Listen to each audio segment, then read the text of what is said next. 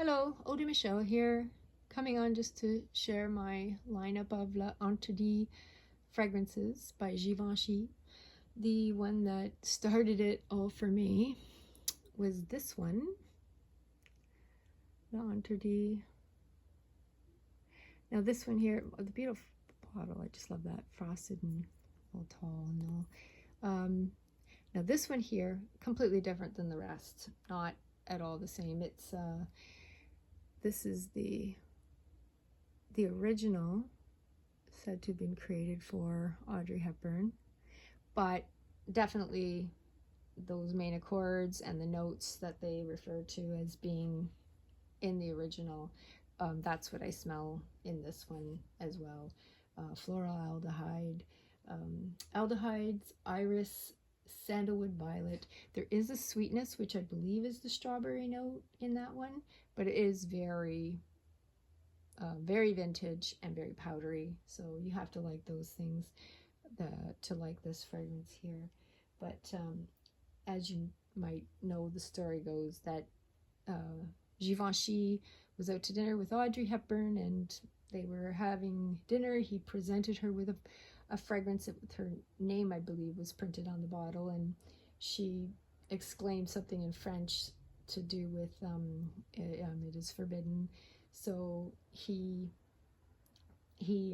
kept that with that name. I don't know if she knew when he gave her the perfume. She used it for 1 year before he made it available to the public. So maybe that had something to do with the forbidden part. But a year after that, then it was everybody was able to purchase it in 1957. But yeah, and then in 2018 is when they came out with the one that we currently know about today. This one here, this little bottle, Interdit 2018, but they had a different face, of course. It was, but you'll quickly see there why they chose her, I'm sure. Rooney Mara, and apparently she's going to be playing Audrey Hepburn in a biography that has not come out yet, but I'd be interested in seeing it. She obviously looks very similar to her, so that's how the 2019 was launched, with her as the face, with Rooney Mara as the face. But this one here, completely different now. We are no longer looking at aldehydes. We are now looking at Oriental Floral, which was created by Dominique Ropion. You know what? And Anne Friepel, Fanny Bao. I remember, I think, Claire, you were talking about this one with Dominique Ropion on your video, talking or explaining about the fragrances that he's contributed. So this one here, though, the it's Eau de Parfum. I don't know if I mentioned this is Eau de Toilette. It's lighter, but definitely has some strength there with the powdery and the aldehydes. But this one here, tuberose, which seems to be a running note in all the Interdit, but this one here has the pear, very fresh. I find orange blossom, jasmine, patchouli, vanilla. Those are all notes that I pick up and really like. It's a very I mean, it's just a very classy fragrance. You can see how they moderned it up compared to what it was before with the aldehydes. And so now it's a white floral. What's that coming in? A white floral tuberose fragrance. But it does have some sweetness, but not too sweet. I don't know. I find it quite a nice balance with that. But then I heard about the Rouge. The Rouge really intrigued me because it had a sandalwood note, and I really like sandalwood. So I did find, it's like a bit of a sweet woody scent in that one. It's again, they all have that tuberose at the very top, but the this is as white floral woody. So that one that one does it for me with that sandalwood note. Sandalwood's something I really like. Tuberose, ginger, blood orange, and sandalwood. I get maybe a hint of the ginger, but for me the sandalwood stands out the most on that one. That's 2021 that they came out with that one. Then this one came about by accident. Like I wasn't looking for it, just I saw a reseller selling it, and you can see Nocturnal Jasmine.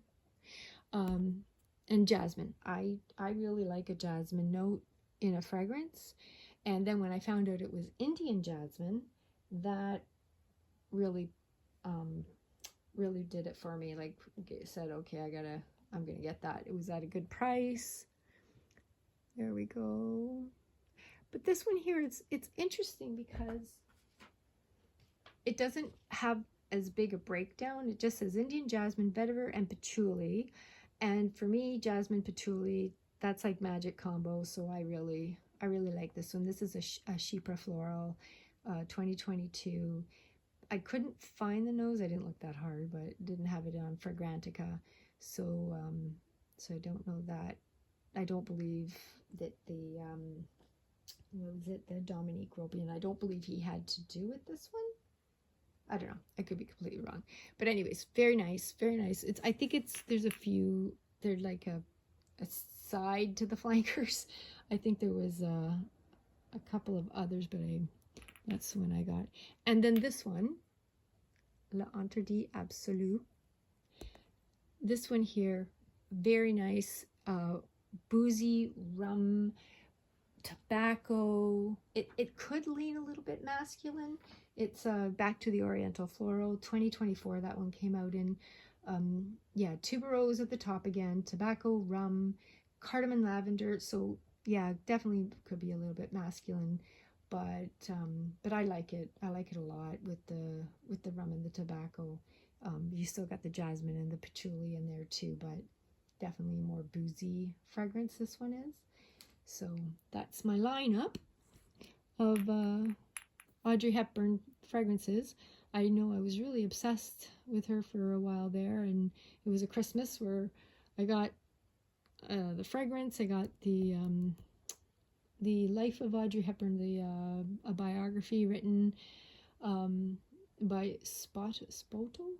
I forget his first name, but in this book it was interesting. You know how one thing leads to the other, and then I was on a hunt for a book he referred to in there, because I guess there was an author who had an affair with Audrey Hepburn, wrote a book about it, but changed the names, but said told the author, you can tell, the truth about it, but after Audrey passes. So I guess that's what the author did, and so the book I did find, it's pretty worn after, by Robert Anderson.